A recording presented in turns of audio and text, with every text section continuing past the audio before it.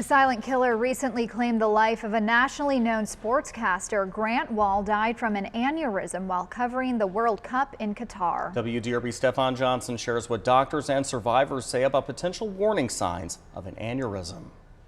Behind me, doctors here at the Norton Heart and Vascular Institute see hundreds of patients with aneurysms every year. And in a lot of cases, it's a matter of life and death.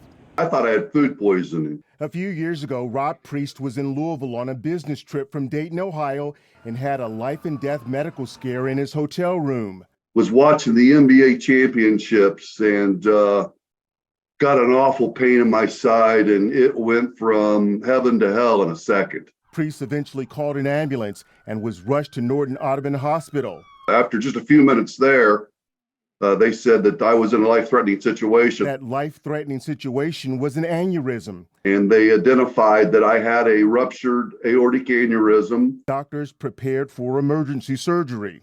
And the young lady explained that do not go to sleep because we can't wake you back up. At the same time, family members were en route from Dayton, but they weren't given a lot of hope.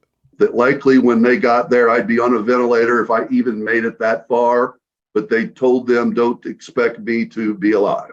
Priest credits doctors at the Norton Heart and Vascular Institute for saving his life, but still has questions. Why did I get a pass? 40 to 50% of people will die immediately, essentially, from a ruptured aneurysm. Dr. David Rosenbaum is a cardiothoracic surgeon and says there are not a lot of warning signs. Most people find out they have an aneurysm when they have a CAT scan of their chest or an ultrasound for some other reason. I tell you, there were no signs, absolutely. Knowing what he knows now, Rob Priest has the same question he had a few years ago. My question to myself, and still is, why me? Why did I get the pass? So what is the best way to reduce your chances of getting an aneurysm? Well, doctors say reduce or avoid activities that could damage your blood vessels.